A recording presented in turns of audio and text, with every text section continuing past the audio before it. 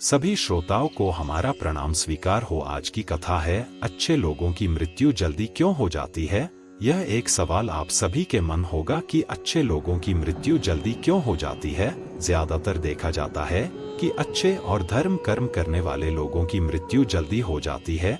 कलयुग में लोगों की उम्र 32 साल ही रह जाएगी। अच्छे लोगों की मौत जल्दी होने के पीछे बहुत से कारण हैं।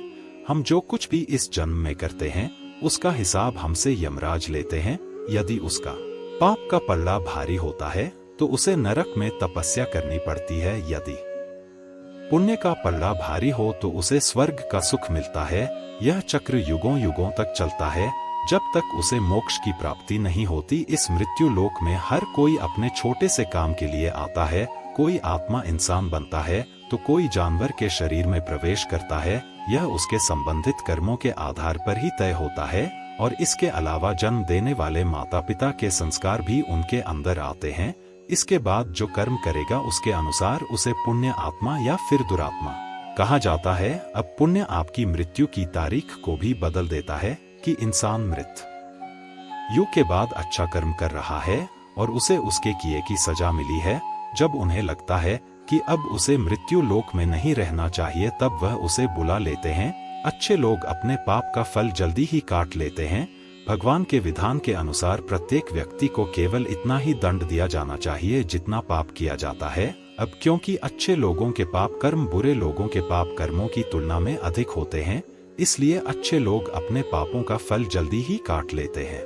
भगवान हर अच्छे व्यक्ति को किसी न किसी उद्देश्य के साथ मृत्यु लोक में भेजते हैं। भगवान का अपना अवतार लक्ष्मण में शामिल होता है, इसीलिए जब वह उद्देश्य जल्दी हो जाते हैं तब भगवान उन्हें वापस बुला लेते हैं। अच्छे लोगों की मौत उनके अच्छे कर्मों पर ही निर्भर करती है।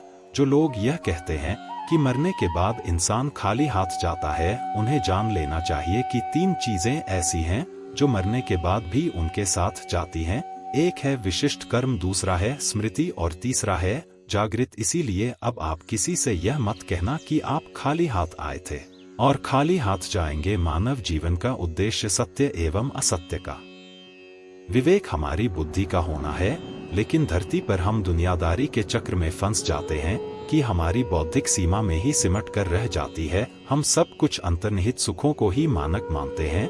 यह गलती हम कर जाते हैं क्योंकि इसके बावजूद कोई भी व्यक्ति यह दावा नहीं करता कि वह पूरी तरह से सुखी है। यह सच है कि आपके और आपके परिवार के भरण पोषण की जिम्मेदारी हमारी है और हमें इसे हर हाल में निभाना चाहिए। लेकिन क्या आप यह समझ पाते हैं कि आप कितने दिनों तक या कितने सालों तक इस जगत में बने रहते हैं और आपकी मंजिल बन जाती है?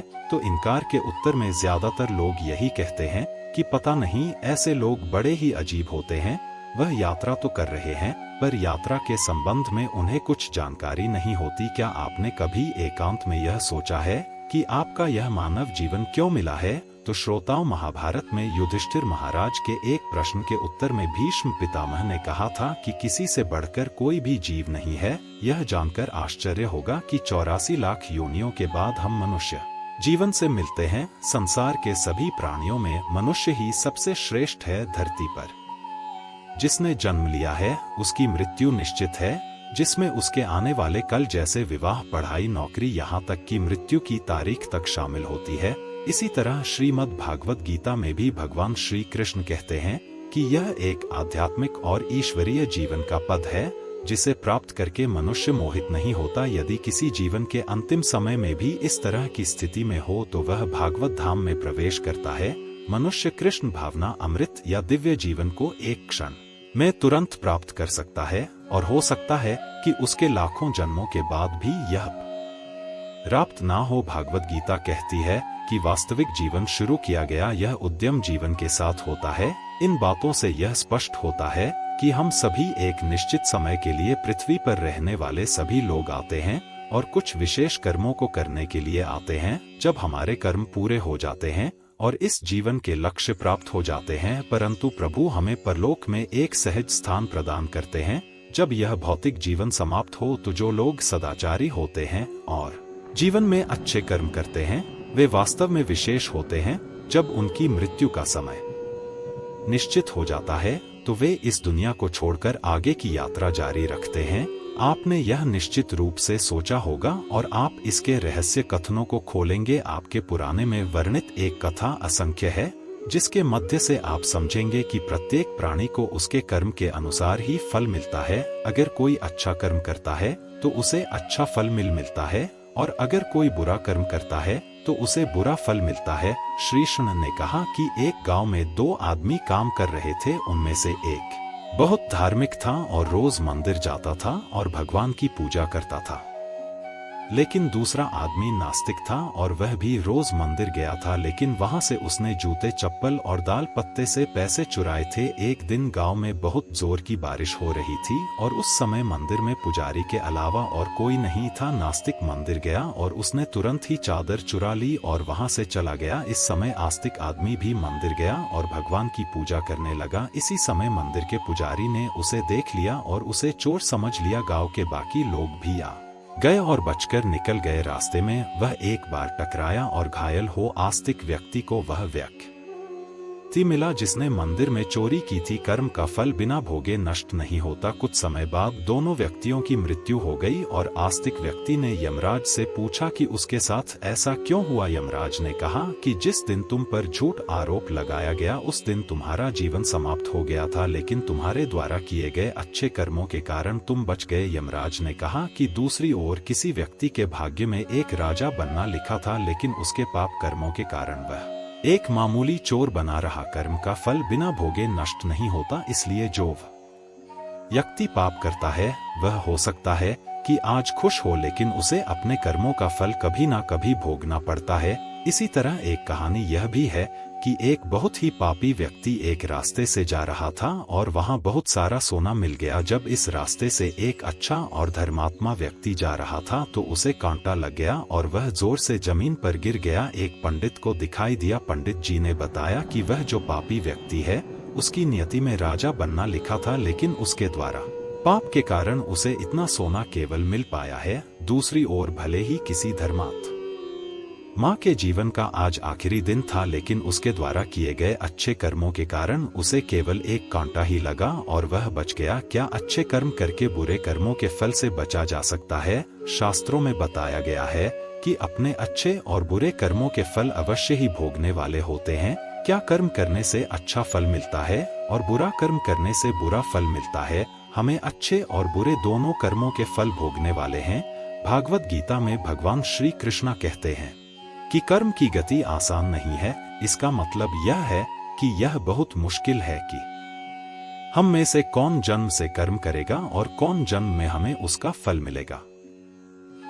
हो सकता है कि पाप के कारण आज आपके साथ बहुत बड़ा हुआ हो जो आपने हजारों जन्म पहले किया हो। इसके अलावा हो सकता है कि आपने कोई पाप अनजाने में किया हो जिसके बारे में आपको कुछ पता ही ना हो। क्या धोखे से किए गए पाप कर्म का फल मिलता है? कर्म का सिद्धांत अचूक है।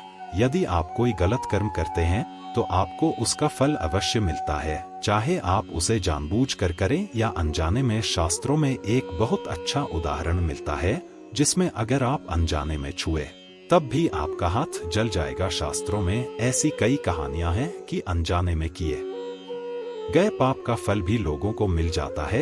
एक कहानी है पांडवों के पिता महाराज पांडु की, जिन्होंने एक हिरण को तीर मार दिया। वे उस समय नहीं जानते थे कि एक ऋषि ने हिरण का रूप धारण किया था और ऋषि ने उन्हें श्राप दिया था, जिसके कारण आगे चलकर उनकी मृत्यु हो गई। शास्त्र के अनुसार क्षत्रिय राजाओं को शिकार करने की छूट है और हिरण को मारना कोई पाप नहीं था, लेकिन पांडव यह नहीं जानते थे कि हिरण के रूप में वे एक ऋषि हैं। उन्हें इतना भयंकर श्राप मिला कि उनकी मृत्यु हो गई। इसी तरह श्रीमद् भागवत गीता में भी भगवान श्री कृष्ण कहते हैं कि यह एक आध्यात्मिक और ईश्वरीय जीवन का पद है जिसे प्राप्त करके मनुष्य मोहित नहीं होता। यदि किसी जीवन के अंतिम समय में भी इस तरह की स्थिति में हो तो वह भागवत धाम में प्रवेश करता है। मनुष्य कृष्ण भावना, अमृत या दिव्य जीवन को एक क्षण में तुरंत प्राप्त कर सकता है और हो सकता है कि उसके लाखों जन्मों के बाद भी यह प्राप्त ना हो तो सच को समझ और स्वीकार करने की बात है। भागवत गीता कहती है कि वास्तविक जीवन तब शुरू होता है जो लोग सदाचारी होते हैं और जीवन में अच्छे कर्म करते हैं। वे वास्तव में विशेष होते हैं। आपने यह निश्चित रूप से सोचा होगा, तो आप इसके रहस्य कथनों को खोलेंगे। आपके पुराने में वर्णित एक कथा असंख्य है, जिसके मध्य से आप समझेंगे कि प्रत्येक प्राणी को उसके कर्म के अनुसार। श्री कृष्ण ने कहा कि एक गांव में दो आदमी काम कर रहे थे। उनमें से एक बहुत ही धार्मिक था और रोज मंदिर जाता था और भगवान की पूजा करता था, लेकिन दूसरा आदमी नास्तिक था और वह भी रोज मंदिर जाता था। एक दिन उसने मंदिर से जूते, चप्पल और पैसे चुरा लिए। एक दिन गांव में बहुत तेज बारिश हो रही थी और उस समय मंदिर में पुजारी के अलावा कोई नहीं था। नास्तिक व्यक्ति मंदिर गया और उसने तुरंत ही धन चुरा लिया और वहां से चला गया। उसी समय आस्तिक व्यक्ति भी मंदिर में आया और भगवान की पूजा करने लगा। पुजारी ने उसे देखा और उसे ही चोर समझ लिया। गांव के बाकी लोग भी आ गए और आस्तिक व्यक्ति बचकर निकल गया, लेकिन रास्ते में वह एक बार गिर पड़ा और घायल हो गया। आस्तिक व्यक्ति को वह नास्तिक व्यक्ति मिला जिसने मंदिर में चोरी की थी। कहते हैं कि पाप कर्म का फल बिना भोगे नष्ट नहीं होता। कुछ समय बाद दोनों व्यक्तियों की मृत्यु हो गई और आस्तिक व्यक्ति ने यमराज से पूछा कि उसके साथ ऐसा क्यों हुआ। यमराज ने कहा कि जिस दिन तुम पर झूठा आरोप लगा था उसी दिन तुम्हारा जीवन समाप्त हो गया था, लेकिन तुम्हारे अच्छे कर्मों के कारण तुम बच गए। दूसरी ओर नास्तिक व्यक्ति के भाग्य में राजा बनना लिखा था, लेकिन उसके पाप कर्मों के कारण वह एक मामूली चोर ही बना रहा। शास्त्रों में यह भी बताया गया है, जो व्यक्ति पाप करता है वह हो सकता है कि आज खुश हो, लेकिन उसे अपने पाप का फल अवश्य भुगतना पड़ता है। कि अगर आप अनजाने में आग को छूते हैं तो भी आपका हाथ जल जाएगा, जहां अनजाने में किए गए पाप का फल भी मिलता है। जैसे पांडवों के पिता महाराज पांडु ने एक हिरण को तीर मारा था। उन्हें यह पता नहीं था कि वह एक ऋषि था जो हिरण का रूप धारण किए हुए था। ऋषि ने उन्हें श्राप दिया, जिसके कारण उनकी मृत्यु हो गई। शास्त्रों के अनुसार क्षत्रियों के लिए शिकार करना पाप नहीं माना जाता था, लेकिन पांडव नहीं जानते थे कि वह हिरण वास्तव में एक ऋषि है। इस कारण इतना भयंकर श्राप मिला कि उनकी मृत्यु हो गई। जय श्रीमन नारायण। श्रोताओं, आपको हमारी कथा कैसी लगी कमेंट, लाइक, फॉलो जरूर करें और हमारे चैनल को सब्सक्राइब करें। वीडियो देखने के लिए बहुत बहुत धन्यवाद।